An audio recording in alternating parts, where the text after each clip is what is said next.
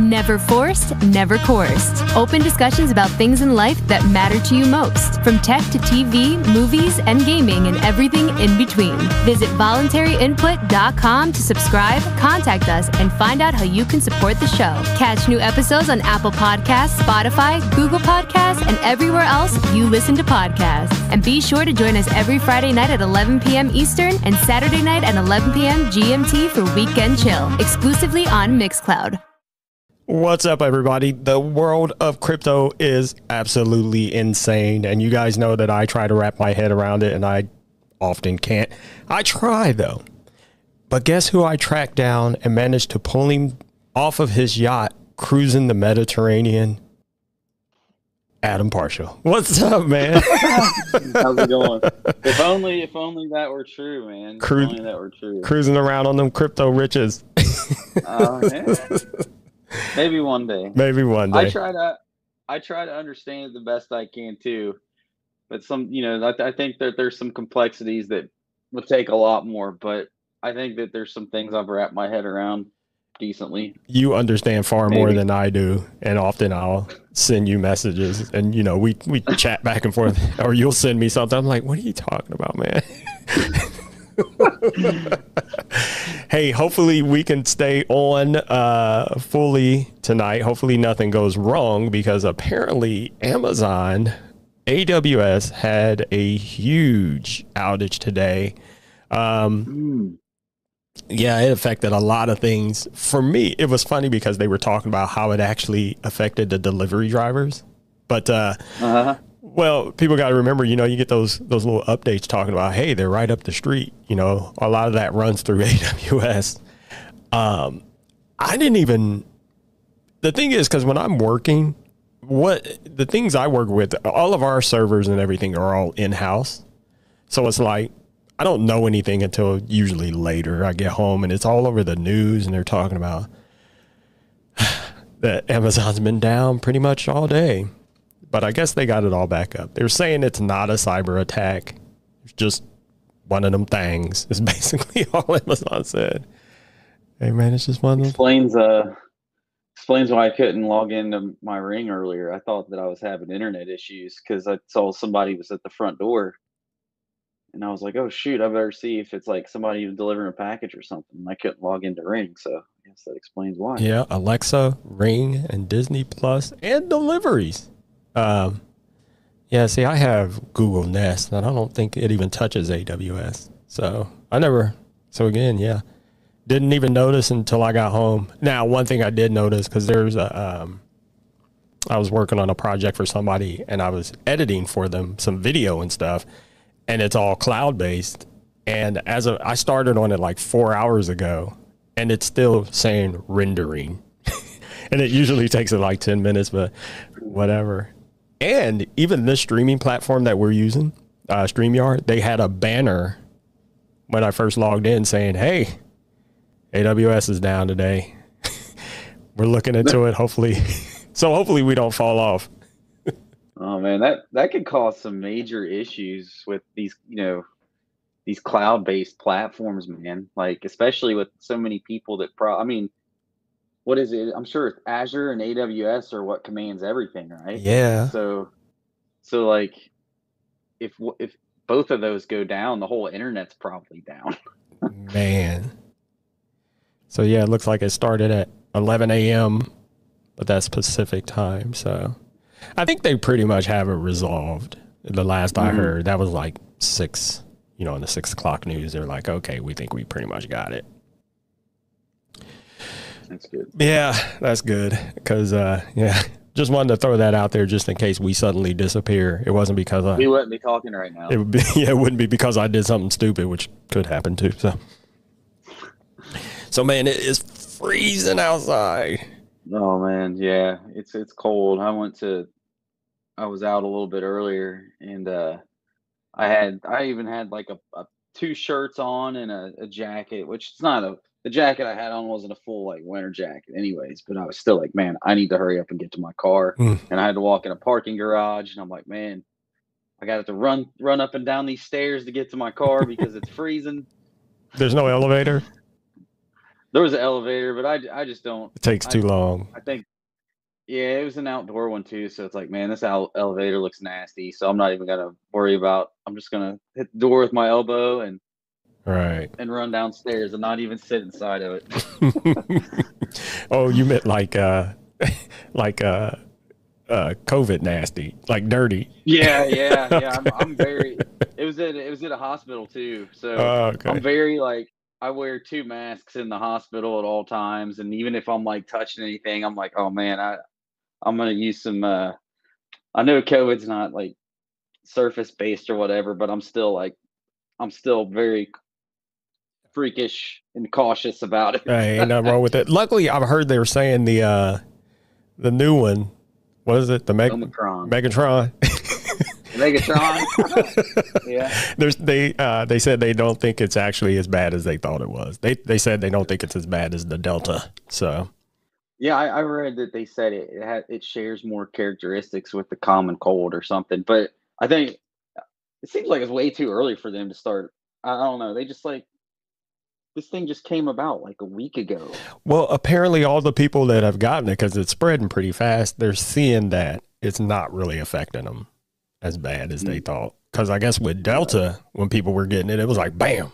So yeah, thank God for that. All right. I get my booster tomorrow. Oh, do you? I'm excited. Yeah, I found a place that it doesn't take 2 weeks to get to. So Good.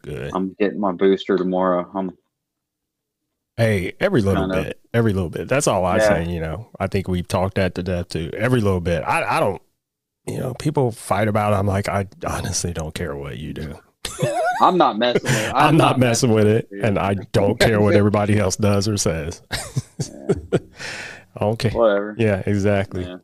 So let's go ahead and dive right into some crypto. Now, first there was this. What was up with this big sell-off that happened the other day? Everything was crashing. Yeah. So it's called FUD. So if you ever hear someone use the term FUD, it stands for fear, unknown, and doubt. So basically, it can be anything, man. Last week it was Omicron. So people heard of Omicron and people started selling off their assets. And that's what happens when you got people that hold big positions, or, you know, a lot of people get scared that something's going to affect the global markets. What they'll do is, and this can even be triggered by the stock market. So like, if there's anything that causes fear or, you know, doubt that markets could crash, there'll be, you know, you got people that are just going to sell and take profits on the positions that they have. Right. You know, and that's mostly for people who, you know, own crypto assets due to retail, you know, hold retail positions in crypto. So, you know, there was an event that happened last month that caused the same thing. And usually what happens is after these events, a couple days later, after people see that what was in the news isn't such a big deal, people come back and start buying more positions, especially if the price drops. They're like, oh man, I'm going to buy this because this is actually, you can buy it at a discount right now. So people buy the positions. And then next thing you know, the crypto market's back up to where it was before. Now, yeah, they call that buying the dip, right? Because I saw where, I saw where El Salvador, because since they're using Bitcoin as legal tender, they were talking about how they bought the dip. I saw that too. Yeah, so last month there's a company, a real estate company in China called Evergrande. And this was a big thing in the news, actually, because the stock market actually took a hit with this. But they're about to default on like $300 billion. I can't remember the number. It's some ridiculous number. But they're about to default. So, like, probably you're going to see this happen again within the coming weeks when they do default. And it's not just going to be the crypto market. It's going to be the stock market, too. But wait a minute. How is China going to default when all these politicians keep telling me that China owns all the money in the world? Well, so here's the I think China's been propping them up actually, Of course. because they've actually been bailed out a couple times. But Evergrande is actually a private company in China, and Right. so this is. I don't know if you've heard about it or if any of the listeners have heard about it, but this actually has similarities to the housing crisis in 2008 here, The because bubble. yep, they're a they're a real estate company, and basically, from what I understand, and this is based off of limited knowledge that I've read up on it, but basically what's happening is they've given out a bunch of loans that they can no longer collect money on. So I think that they were giving out loans they shouldn't have been given out in the first place. Like subprime And lending. now, yep, Just like the bubble, yeah. kind like what we talked about it on a previous episode. But it sounds to me, it looks very very similar.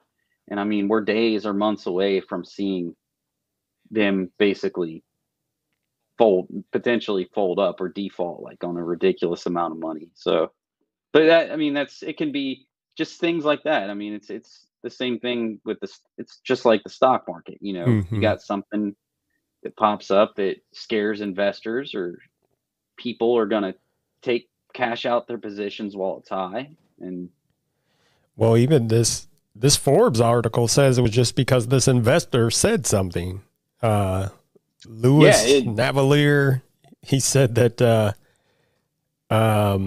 widely expected Federal Reserve tapering could burst the Bitcoin and crypto bubble. What's that? Yep. What's tapering? That's a good question. Well, let's see if. So I know the one big thing that everybody's scared of is regulation, and regulation can be a good or a bad thing.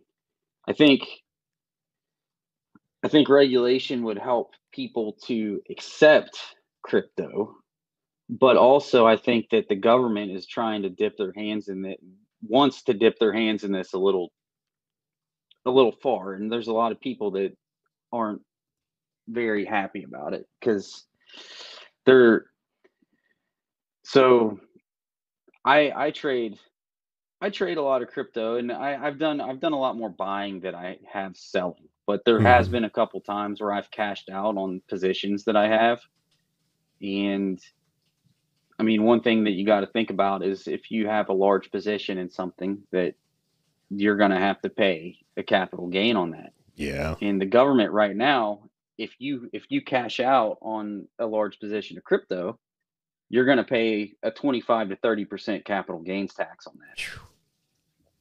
So I mean, I think that's one other thing, and the government's looking to throw their hands in some of that stuff more, and they've even enacted laws that basically says, if you trade over $10,000 worth of crypto in a year, if you don't report it, it's a felony.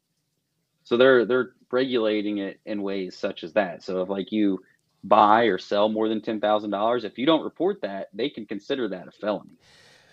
Well, there's two sides to that, though. Yeah. I mean, because technically you're making money, Yeah. right? You have to pay taxes on investments like quote unquote regular stocks. So it is considered liquidity. So I think that's there's two ways that you can use crypto. You can look at it from an investor standpoint, which if you look at it from an investor standpoint, yes, you are going to get taxed if you cash out on your position. The other position you can take is I'm going to buy all this stuff and I'm just going to hold it until all this stuff is actually going to be accepted, which could be who knows when, 5 years, 10 years, 20 years. And as long as you hold it as a crypto asset and don't sell it as a retail investor asset, you're not going to get taxed on it. right. I mean, like I said, most of the positions that I've held have been, I'm buying this and I am not touching it. It stays where it is. And there's also other things that you could do, like you can convert. So if you're on like a decentralized exchange, Mm-hmm. you can convert that crypto to another token if you want to, and you don't have to face tax repercussions on that, because technically you're not cashing out your crypto asset for money. You're basically exchanging it for another Right. cryptocurrency. Right. So Yeah. I mean, if I think it just depends on what the crowd is catered to, And I think before you start a worrying. lot of the government wanting to step into is kind of a lot of fear too. I think they're afraid I of, think it is. yeah, The banks are. where it's going to go. Yeah. Decentralized currency. That's got to freak them out. I think it does. And I also think it's good too, though. Oh, yeah.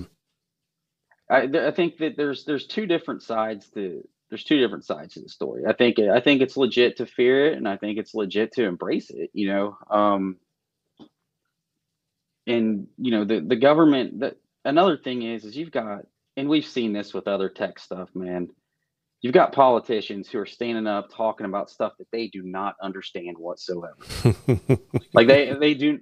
So if these politicians don't understand the internet, there is absolutely no way in hell that they are ever going to understand cryptocurrency. And that's why I'm like, that's why I try not to, I hope no one takes it as I'm trying to take a position that I'm some sort of expert, because I will be the first to tell you that I'm not. I do these kinds of shows. We do these shows just to try to talk through it and try to understand it. I'm not, Exactly. I'm not a crypto expert by any stretch of the imagination.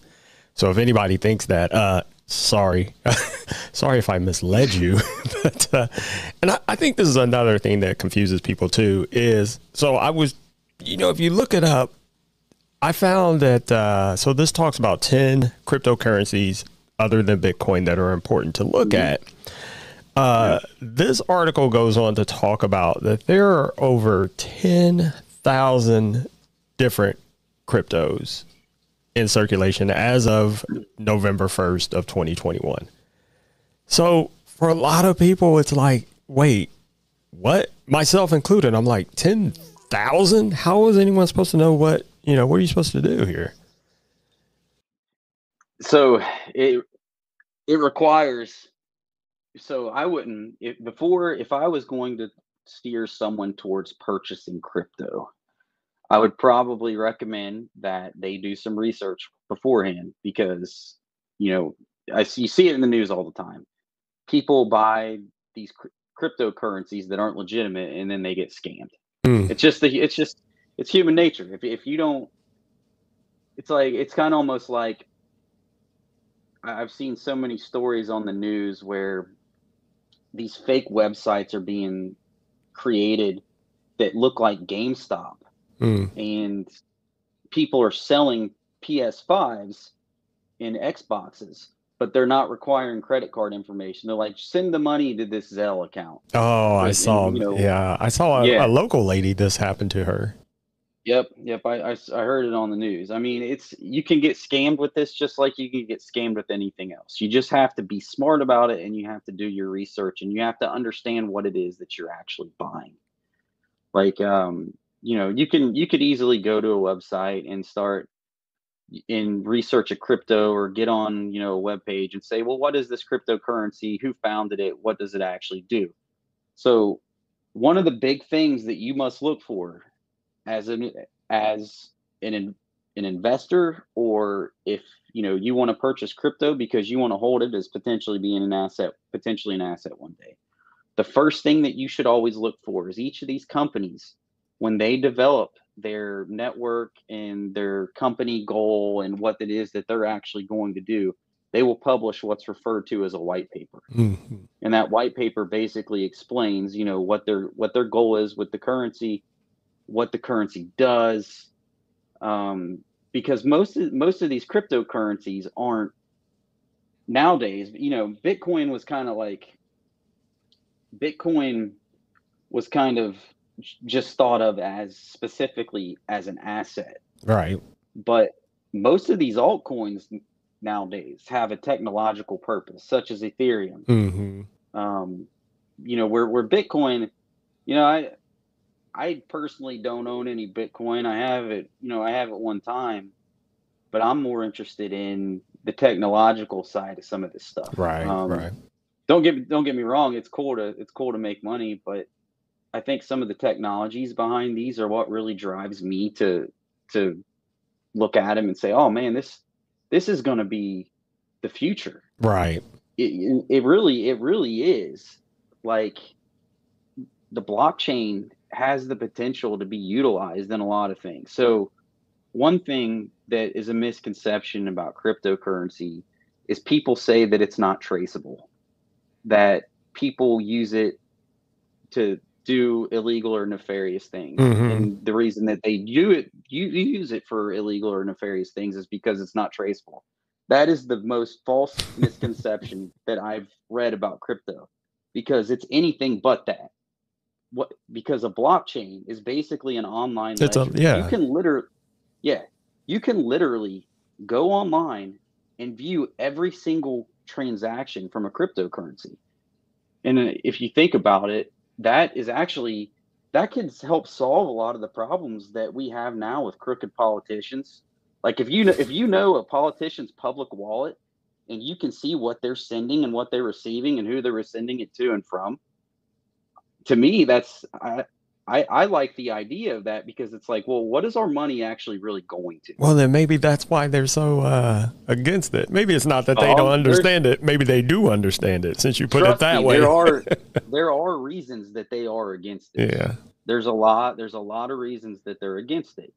That may be one of the reasons. But even from a perspective like that, the blockchain could be useful. Say, so I work in the warehousing industry, and we have to track, we have various subsystems that have to track where inventory goes to and from. The blockchain would be perfect for something like that, because, we always have to say, well, SKU XYZ was in position 1, 2, 3, 4, 5 in the warehouse, and at 2:30 on 12/8, it was transferred by this user to this location. So there's a ledger that basically says these are each of these transactions. Right. This transaction was authorized by this user. It's always there. It's never going to leave. So there's all kinds of uses for stuff like this. And I've heard of shipping companies using blockchain in that way too. Yeah. I think that people think that, a lot of people think that blockchain is just for cryptocurrency, or just for, assets or exchanging funds. It doesn't have to be like that. A lot of people think an NFT is just a GIF that somebody makes and sells as art online. That's not actually the case. An NFT can be a lot of things. Dude, I was in a Twitter space hosted by Snoop Dogg the other night. Oh yeah. He has NFT. He has music. He has a whole project that he's been working on. He played one or two of the songs, and I'm not going to talk about the money he was talking about is already in his sandbox. But yeah, it's like you said, it's not just gifts and paintings or whatever, or Bored Apes. Yep, I've seen Bored Apes. To me, Bored Apes are everywhere, dude. Yeah, to me, that portion of it, it seems a little ridiculous to me. It's like, why am I going to pay $50,000 for a gift? That's the thing that gets me the most about it. Well, each one is unique. You can make your own unique one. Yeah. Just go to OpenSea, right? Yeah. I was there the other day looking at them, and I was like, oh my God, this is insane. There's other ones too. There's I can't even remember Lazy Lions. Yeah, they were named. I've been sitting on a lot of spaces with these artists, just listening, trying to understand the whole NFT thing, and I'm like, okay, I kind of get it, but I really don't. I'm kind of on the edge. Then I guess OpenSea is probably about to announce their IPO, and then they were all worried about what that's going to do, and yeah. It's really, the way I see it is, an NFT is really a way for somebody that owns something unique or creates something unique that's digital, allows them to actually own it and not be something that's counterfeit. Like here's an example. This is the best example of the way that I see this working in the future. Okay. So 6 years ago, when PlayStation 4 and Xbox One came out, remember the big thing about the Xbox having the DRM that said, you have to have a disc to play this game, or I can't remember. There was a big thing about it, and it was because what they were trying to do was they were trying to throw a company like GameStop out of business, where GameStop would but allow their consumers to purchase used games for a price without actually having to buy the brand new version of that game. So, and this is one of the best cases that I've seen so far of how this may potentially work in the future. GameStop has come to a place where they have to pivot their business model. So they know nobody buys physical games anymore. I couldn't tell you the last time I bought a physical game. Me either. Well, I can't say there was one. My son wanted, but he had to have the physical disc for some reason. I can't remember now, but I think that was about a year or two ago. I've still bought physical games, but not at the frequency that I used to. Now it's just like, man, I'm just going to download this and then I can have it on all my devices and I don't even have to worry about it. I just play it on Stadia. I don't have to download anything. Yeah, that's a good way to go about it. But so what GameStop's doing is they're opening an NFT marketplace, and it's not NFTs that most of us are familiar with, like gifts and such. What they're looking to do is they're looking to allow people who purchase digital versions of games, like if you purchase a game on your Switch or on your Xbox that you want to trade in, you basically transfer the ownership over to them on that marketplace and say, okay, this is my serial code for my digital copy of this game. GameStop takes possession of it, and then they'll sell it to somebody else on their NFT marketplace. It's funny you brought this up because this is exactly what these artists were talking about the other night. They brought up GameStop in the same way you're saying it, and they were calling it a pawn shop. It's basically pawn shopping. It's a digital pawn shop. Yep. Yeah. That's basically what it is. Yeah. And, there's other ways to look at it too. Like I was listening to somebody on a podcast, I think it was an Xbox podcast or something. And they actually brought up a good point. One of the guys was like, well, you've got all these games now where people create their own metaverse essentially, or their own worlds. Right. So let's say you've got somebody, and this is a scenario that could happen today, but let's say you've got some kid or some young adult that pours hundreds of hours into Minecraft and creates basically a version of the earth or something that just took them a ridiculous amount of time. That's basically considered a masterpiece. Oh yeah, we've seen them. Yeah, and it's easy for someone to be able to completely just rip it off, and say, well, so what? Essentially, what we're looking at here in the future is we're looking at somebody that's able to create a digital a world in a game, and being able to show, it doesn't have to be something they sell, but they can at least show proof of ownership of it and be like, yep, I created this, this was my original creation, without somebody ripping it off and taking credit for it. Well, did you see what the NFL did? You heard of NFL All Day? Oh, wow. I can't believe you didn't hear about this. So the NFL has created their own NFT market. NFL All Day. I know you're going to laugh at this, but hear me out. You can go to it now. I think you can start registering now. And what it is you can buy NFTs of clips, like player clips. Really? Now, here's the crazy part. Here's a crazy side story I want to tell you. So last weekend, me and my wife were out. We checked out a Italian restaurant downtown. I forget the name of it now. Really, really good. And we're just Pep and Dolores? Yeah. It was? What was the name you said? Pep and Dolores? Yeah, exactly. We went downstairs in the basement.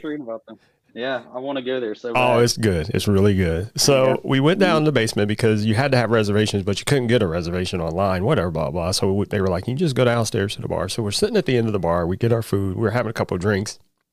A guy, his wife, and an older gentleman, you could tell it was her father. They come and they sit right next to us, the real cozy bar. And we're all just sitting there, and then we just slowly start chit-chatting.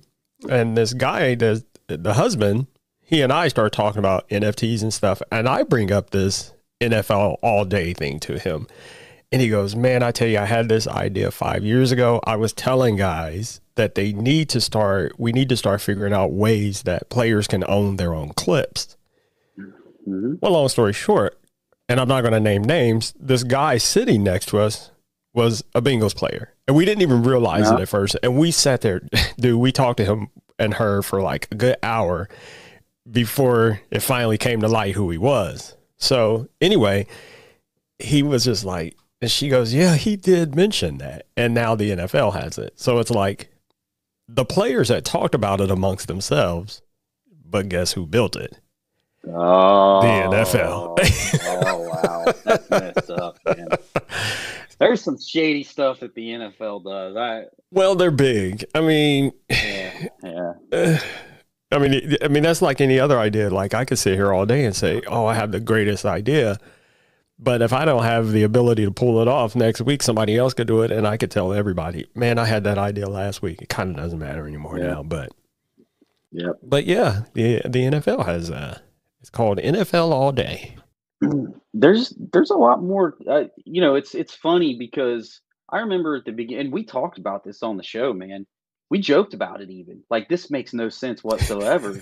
But actually, the more, at first, it didn't make any sense to me. It's like, this is the most ridiculous thing I think that I've ever heard of. Me too. But the more that the more I've read up on it, and the more it's like, you know what, I think this is actually will work. I think this is actually we need, because on the internet, people are just rampantly stealing stuff from people or ripping stuff off. And it is kind of a problem. I guess it's a problem that we don't necessarily talk about each day, but it's very easy on the internet to steal somebody else's something in a picture or anything that they might own and claim it to be yours. I mean, do you know, you probably didn't know this.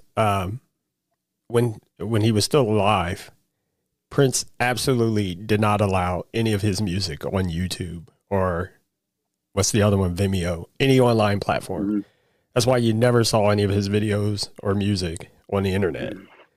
So in a way, it's kind of like, feel kind of bad now because now that he's dead, it's everywhere. but that was his point. He was like, it's too easy for people to rip stuff off on the internet. And, fans gave him a lot of flack for it. But you look at it now, it's like, well, I mean, he had a point.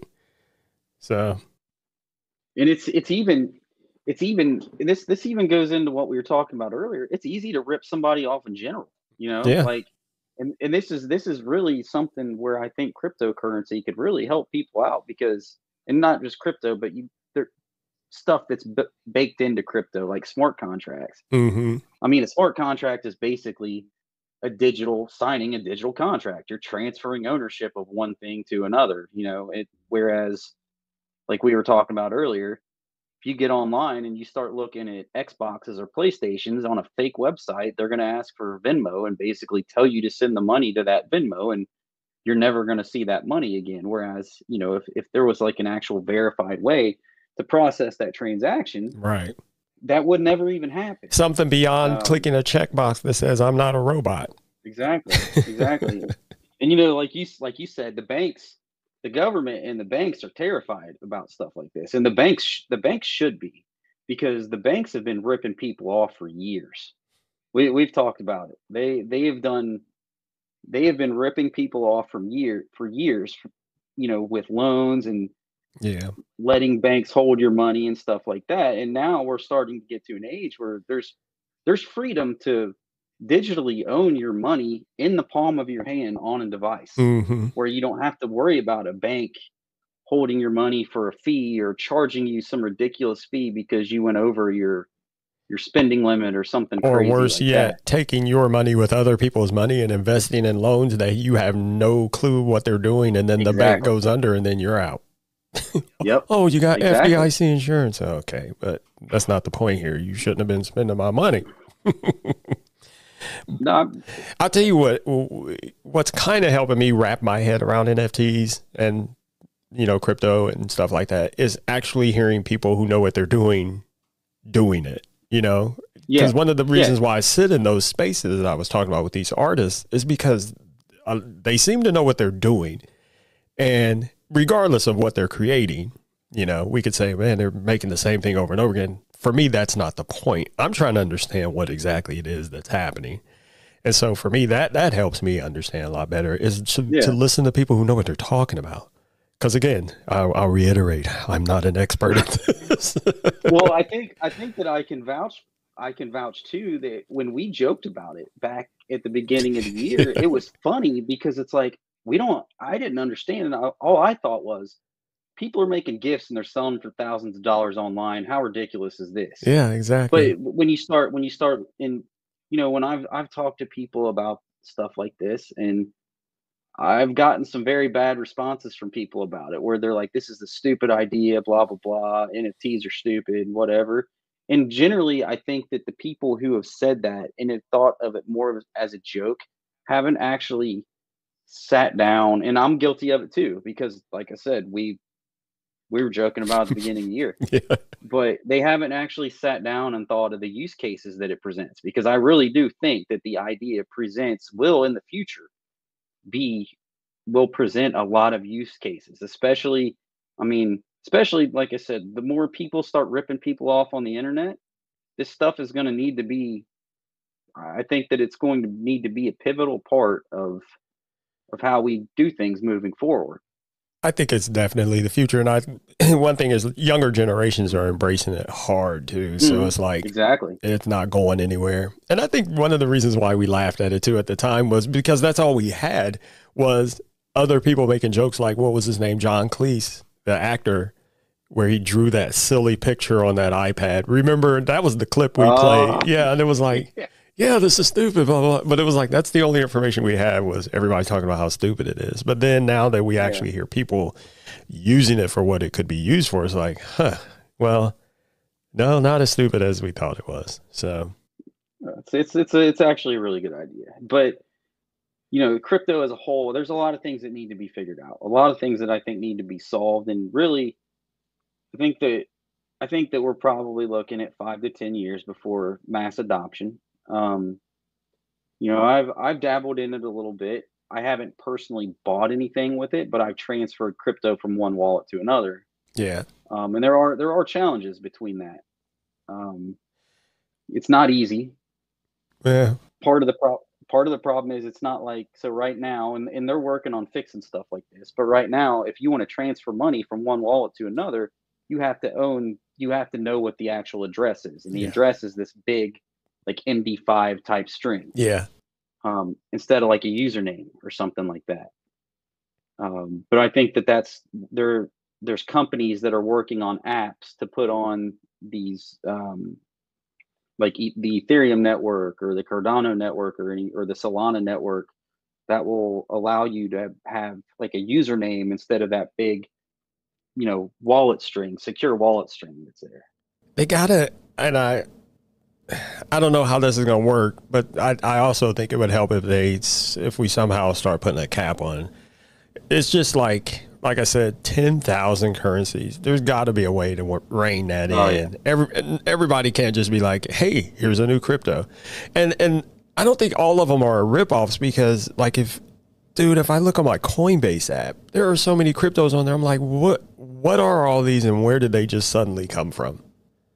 Yep. That's got to stop too. Yeah, I think it does. Coinbase is a really good exchange there too. Like Coinbase actually will give you if you go to click on the currency and scroll through it, it'll give you an explanation of what it is and what it does. Yeah, but I'm just saying the problem is I think that hurts the legitimacy of crypto overall. When people look at it for the first time, they're like, how could there possibly be this many? And it just makes it seem kind of like a joke.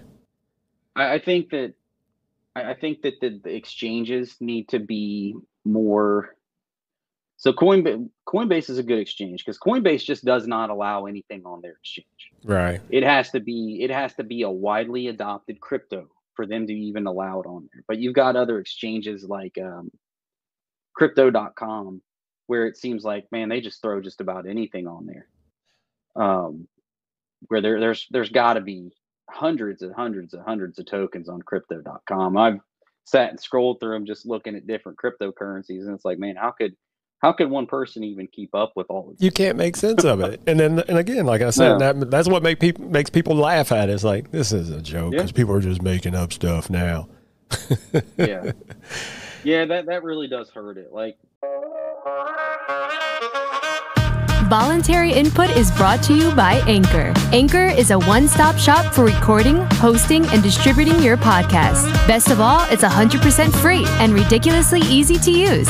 And Anchor can match you with great sponsors who want to advertise on your podcast. So if you've always wanted to start a podcast, make money doing it. Go to anchor.fm/start to join a diverse community of podcasters already using Anchor. That's anchor.fm/start.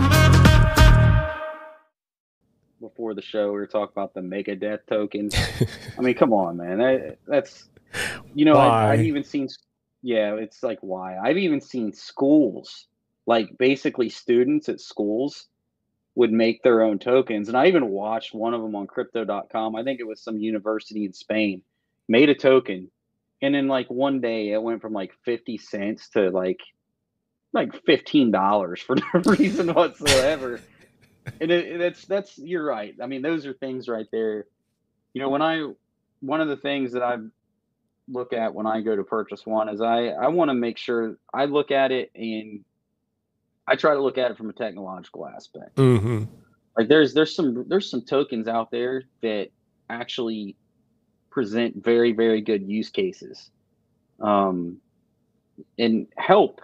You know, so one of them, here's one for example. It's by a company called Loopring. So, and this actually solves one of Ethereum's biggest problems. So Ethereum's, I think, is a great currency, but it's got a lot of problems.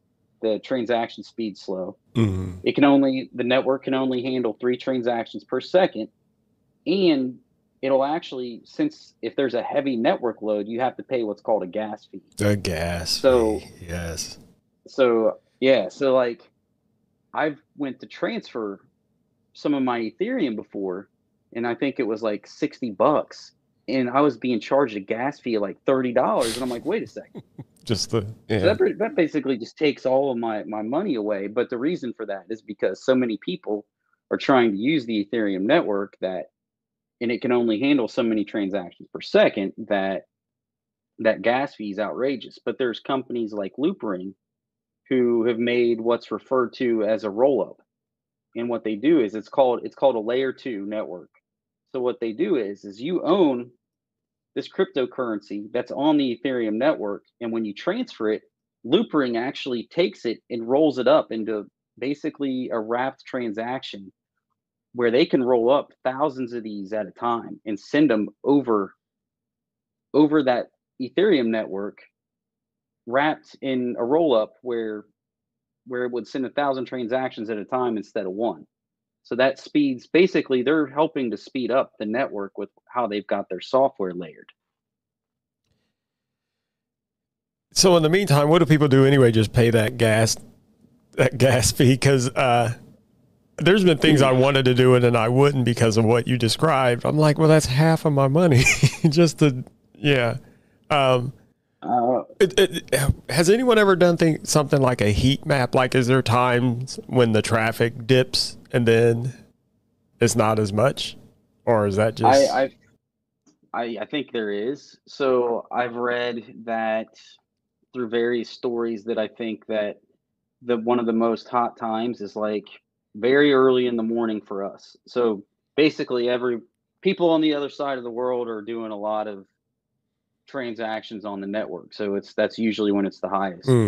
But I mean, I started when I've tried to send Ethereum places. I don't think that there's any. Every time I've tried to send it, the gas fee is just absolutely ridiculous, and I'm like, okay, nope, not doing that. So layer 2, huh? It's a layer 2. Yeah, there's several layer 2s. Loopring's one of them. Another is Polygon Matic, which they're actually a big one. They've got the 13th. It's like the 10th or 13th highest market cap by crypto volume. There's Arbitrum, Loopring, Optimism, Starkware. So Loopring is actually rumored to be working on that NFT marketplace for GameStop. Oh, nice.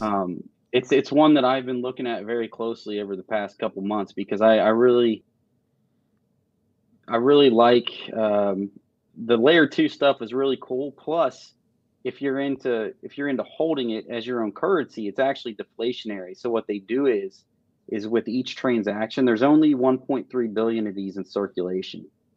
And what they do is whenever you complete a transaction, they burn a portion of that transaction. It's a very it's a I think it's like a I can't remember what the portion of the transaction is, but for each transaction they burn it. So over time, that 1.3 billion is going to go lower, assuming people actually will use this currency, um, you know, to make purchases or send people money Yeah, I'm or gonna have to, I'm whatnot. gonna have to look more into this because you had sent this to me the other day where you started talking about it. I'm like, wait, what? Yeah. But there's all kinds of different cryptos out there that do stuff like this. Like, let me think of one real fast. Like, I know that Ethereum's got a lot of them on their network. So they're called ERC20 tokens. So Ethereum's its own token, but it's got its own network. But what Ethereum's done is Ethereum's opened up the door for all these other companies or whoever to go on and create their own cryptocurrency on their network.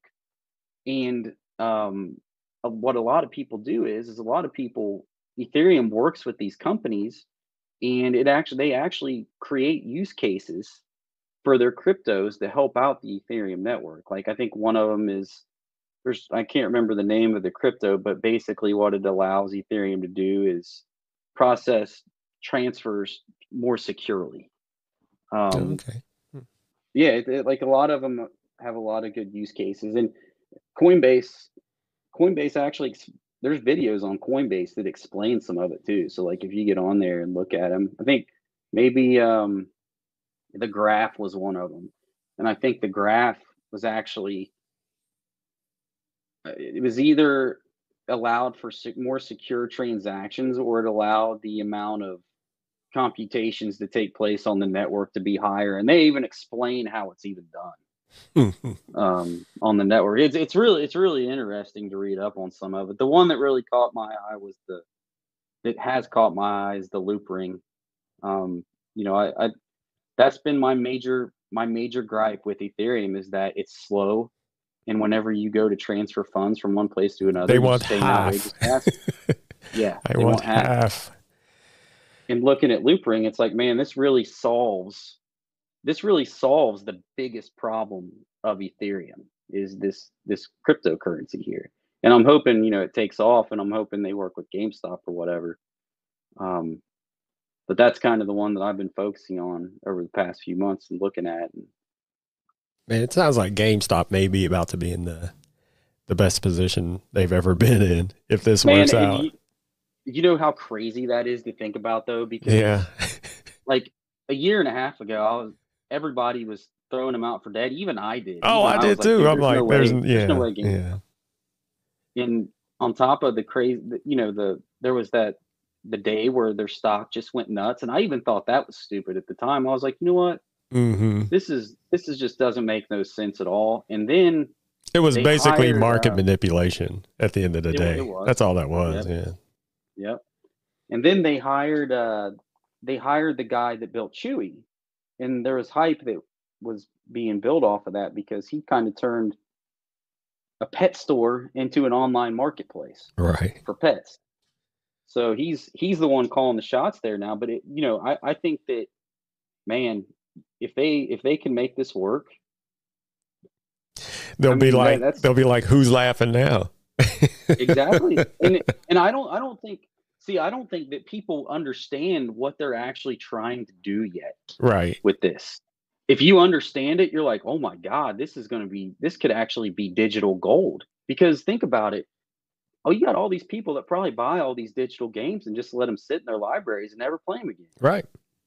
Think what's going to happen when it's going to be just like it was when people started figuring out that you could go trade in video games to go buy new ones again. Dude, that used to be my stuff on the That was mine too. on the original PlayStation and the PlayStation 2. I would play a game, complete it, and then immediately go sell and trade. That's all I would do for games all the time. I wish I wouldn't have, man. Like now Sometimes that I do too. back Yeah, on it, like yeah, I wish I had that game. I think about all the games that I had, and I've kind of I started to rebuild my collection of like physical games from the 90s that in the early 2000s that I traded in. But now I think about it, it's like, man, I really wish I would have held on to all those games. Dude, I sold all my Super NES stuff. Feel like an Makes idiot. you sick, don't it? Oh, made me completely sick now. Yeah. Well, I feel like to make sense of crypto for now is do your homework, and do your homework. Because there's so much stuff out there, but like you said, so much of it is just illegitimate. It makes the market look bad. It makes crypto as a whole look bad. So I would tell people, because I have people that stop me or ask me all the time, hey, have you heard about this? Have you heard about this? I'm like, no, I haven't. I try to tell people, I think at this point, it's kind of a good idea if you kind of stick to the more well-respected ones and don't keep trying to jump on this get rich quick gravy train, because that's all it is. Because people saw things that were happening in the news. Oh, this 16-year-old boy, he bought Doge and now he's a millionaire. It doesn't work that way. It does not work that way. He got lucky.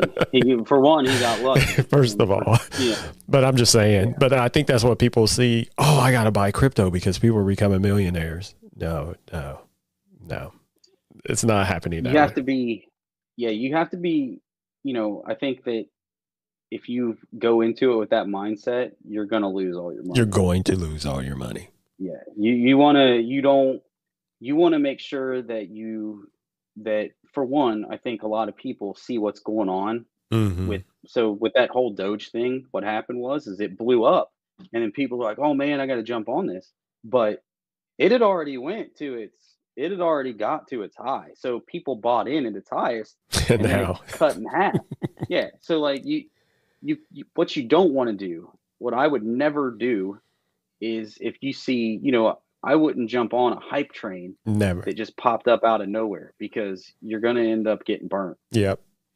I agree. I think the success that I've had with it has been with me getting on forums, looking at websites, and actually looking at technological uses for a lot of this stuff. And then I'll say, okay, this crypto has got a market cap of less than 1 billion, and it hasn't been widely adopted yet, but they've got a lot of good use cases on the horizon. And those use cases, one day they will present themselves. Right. If it has a great technological use case, not a lot of people might not know about it now, but once crypto starts becoming more and more adopted by people, those use cases are going to be the thing that shows up. Not, oh, I'm going to go make $1 billion I think on maybe this coin that looks like a dog. You make a good point. Maybe that's the best advice to give people. Stop looking at the dollar value. Find out what the use is. What's behind it? What's the use case? Because there is your investment. Exactly. And that's the thing is people jump into this and they're like, I want to get rich tomorrow. And that's a good way to lose all your money. You have to be patient, especially if you want to make money off this stuff. You have to show some patience. Yeah. And that's another thing is, like we talked about, the market just went through a huge dip. And it's scary to look at your portfolio when you might have lost thousands and thousands of dollars in one day. But you can't look at it from a day-to-day basis. Like me, I'm specifically looking far into the future. I have no intentions of selling anything that I own within the next few days. I'm looking 5 to 10 years in the future before I even think so no Lamborghini anytime soon? I don't know. We'll see. I don't think that I'd ever buy it, man. I'm as tight with my money as can be. I don't think that I'd ever buy a Lamborghini. I'll tell you 2 things that I'd probably do. If I got a hold of one of these coins and it made me a couple $1 million, I would probably pay off my house payment, and maybe buy a new car. I'd probably buy my girlfriend a new car too, and then I would just keep the rest. Roll it over. Let it roll. Let it go. Let it roll, dude. In 5 or 10 years, if you take on the philosophy that I have, and crypto really does do what we think it's going to do, that number could be astronomical, because we're still in the early stages, man. Right. I think I read something that said 1% of the population in the world right now owns cryptocurrency. And, you've got countries in this world who have ran the value of their currency to the ground, to where it's not even usable in their country. In Venezuela, it costs $30 for a gallon of milk. So, you've got people who are sending other currencies to their country to help pay for that, and they're used on the streets. Cryptocurrency could be used like that. Right. I think it could really help. It could really help people that really, really need it.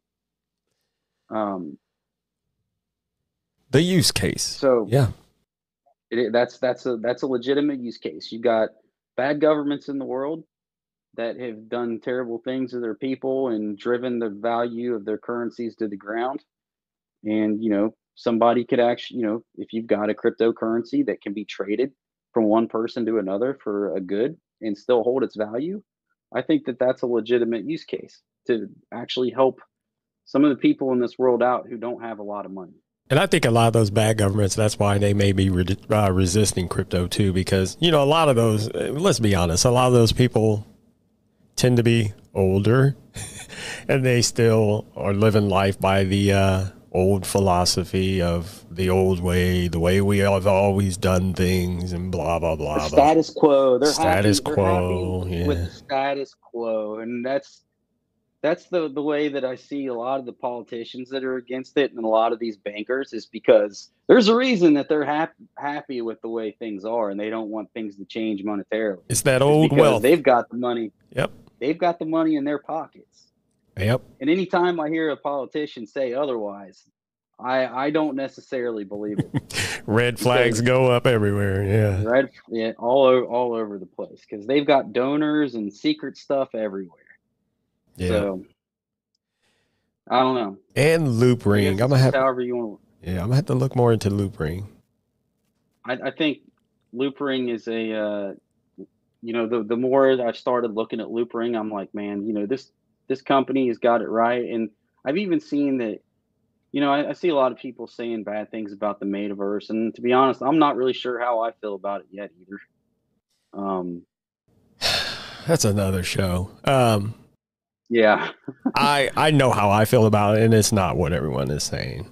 I'll just put it that way. And I even, I've even come to the point where, we can dog Facebook and we can dog Mark Zuckerberg all we want. However, I saw an interview with him recently where he was way more relaxed.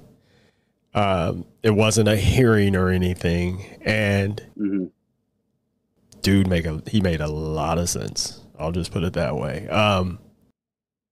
And this knee-jerk reaction of just hating things before you even find out what it is, that's part of the problem too. So people are like, metaverse, Web3, what?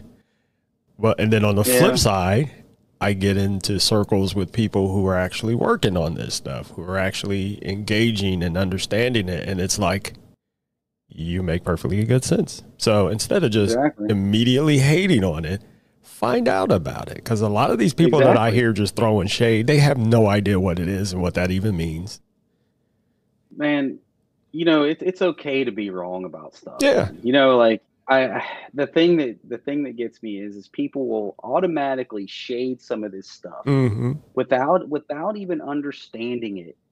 And then and then not try to understand it. They've already got the idea in their head made up. Yeah. They've already accepted what it is that they think they should believe, instead of actually listening to, it could be just a simple conversation about this or whatever.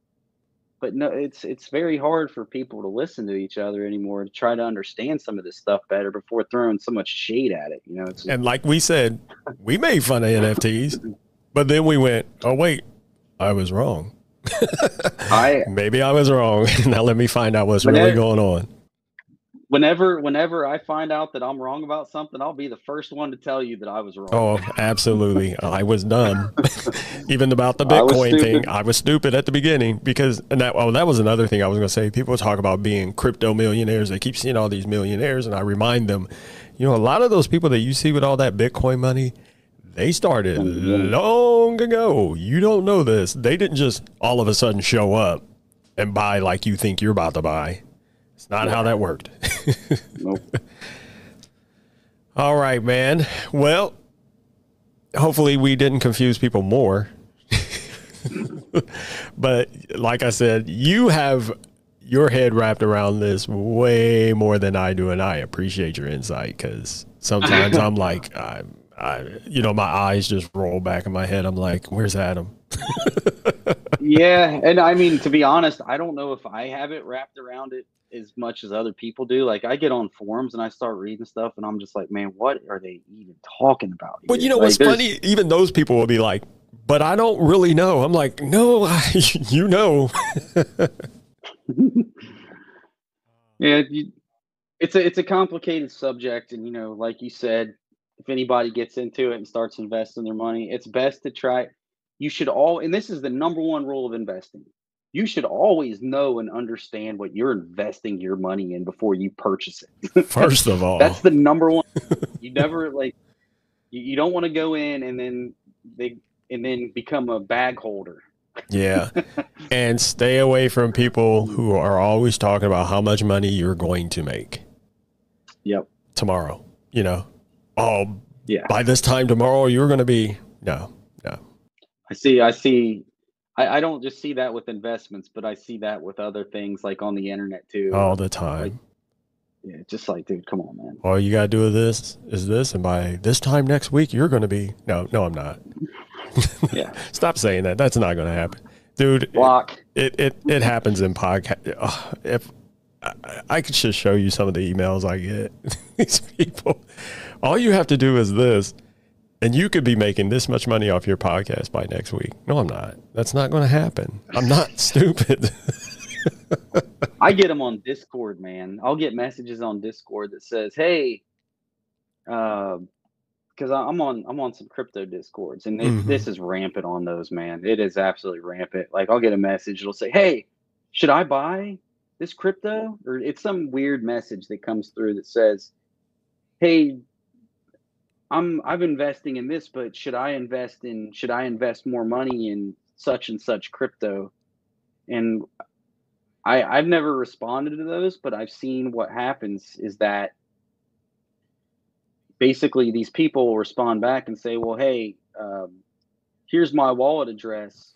Send me this crypto and I'll send you back X amount of this other crypto. So basically they scam people into sending them crypto, and then they never send it back. Yeah, people fall for it too. Yeah. Oh, no. Come on. That simple? Yeah. They're too trusting. That's the problem. Yeah. All right, man. But it's go ahead. Mostly people making to look their quick millions, like you were talking about. Exactly. And look what happens. That don't do their research. A fool and his money are soon parted. Mm-hmm. Well, I think we've gone a good hour. What do you, I don't know. Do we want to talk about the Bengals anymore? Or? We can talk about it, yeah.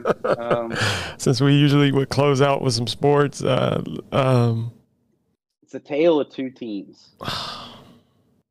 A team that plays very, very well against very good teams, and a team that plays very, very bad against mediocre teams. That's the Bengals. It's almost like they're going into those games going, well, we can beat them. We don't have to try. Oh. No, you always have to try. Mm-hmm. My son, he would do that too. They would go up against a team. Oh, we beat them before. Like, it'll be a team that they played earlier in the year. Yeah. And they beat them real bad. Man, we got them. And I would always tell them, don't say that, because you beat them that bad before. Guess what? They're coming for you this time. Oh, yeah. Yeah, for sure. And of course they'd beat them again. But anyway, that wasn't the point. And he'd say, well, see. But that's what it feels like they do sometimes. I'm like, I don't understand how they could, yeah, like you said, they go up against these teams that should slaughter them, and they just play like, and you're like, yeah, this is the Bengals. Team looks great. The next week they play the Jets. You're like, what the hell happened? I don't know. Yeah. At least we got the Bearcats. There is the Bearcats. I'm a Buckeyes fan. I've always been a Buckeyes fan, but this year I watched the UC game last Saturday, and I was like, you know what, man, I'm gonna watch the college football playoff and watch Cincinnati this year instead of Ohio State every single year. And I get that they're playing Alabama, but it would be a very, very great story. Yes, it would. To see them. It would be it would probably be the greatest college football story of all time to have them go in there and whoop Alabama. And then come on, it would be even better to see him beat Michigan. I would, oh God. Especially considering how much they've been cheated over the years. But yeah. But yeah, it would be. I heard tonight that those tickets are, you could spend upwards of $2,000 to go see that game now. Jeez. I saw what the flights were like really expensive. A college football game. $2,000. Let that sink in. Yeah. I went to me and my buddy went to an Ohio State Michigan game a couple of years ago. We spent $500 for each ticket. Okay. Mm-hmm.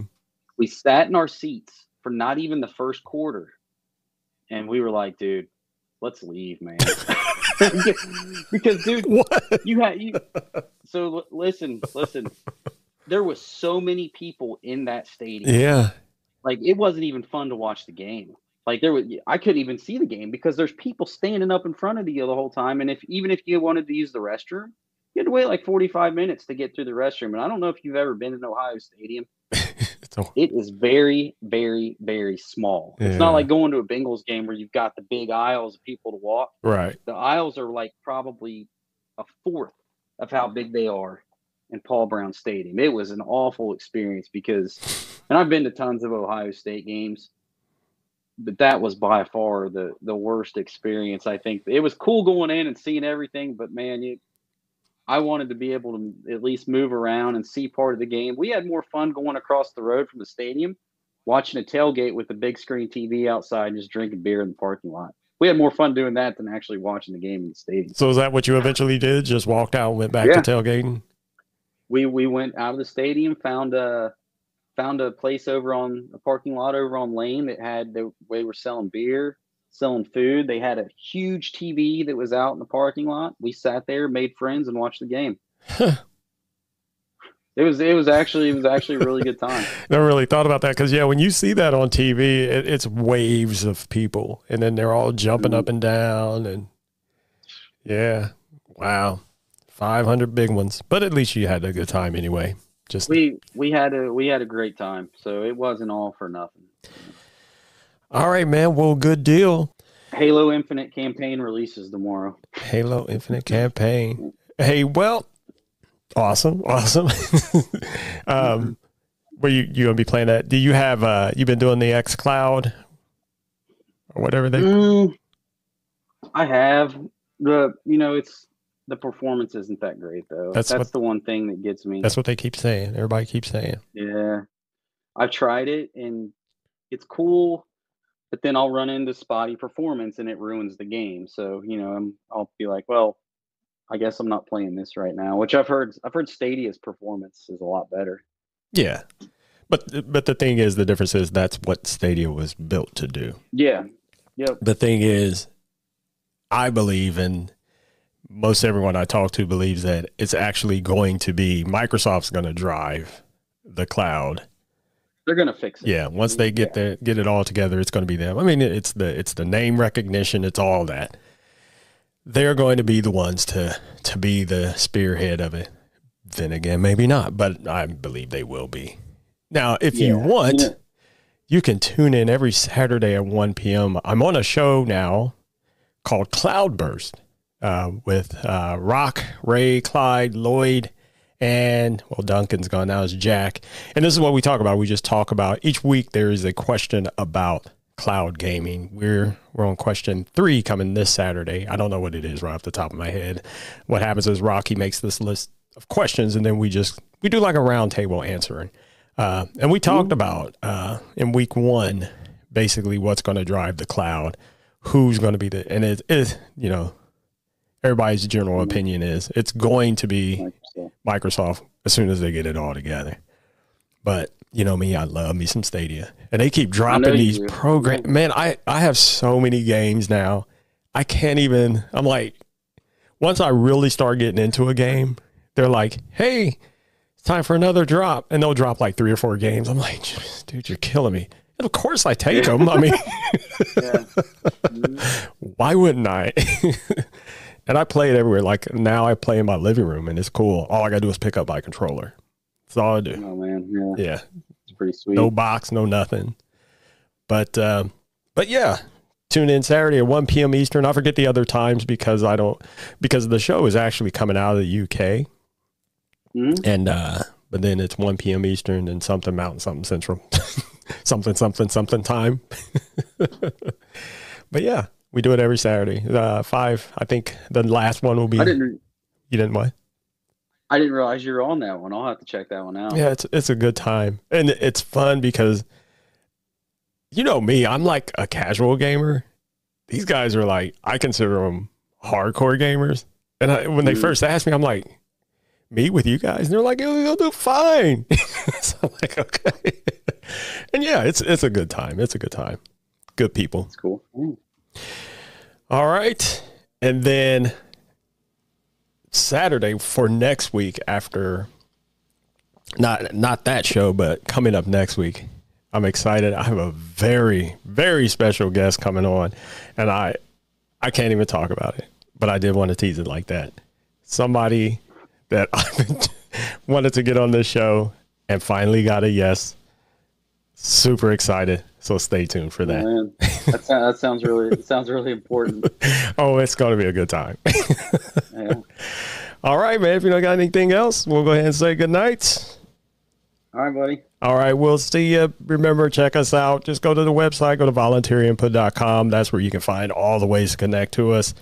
Not going to go into the big spiel because everything is right there. As soon as you get to the website, everything you need to know is right there. How to connect, how to register as a guest if you want to be a guest on the show, where the show is, all the different podcast platforms right there on the front page. So go there and check it out.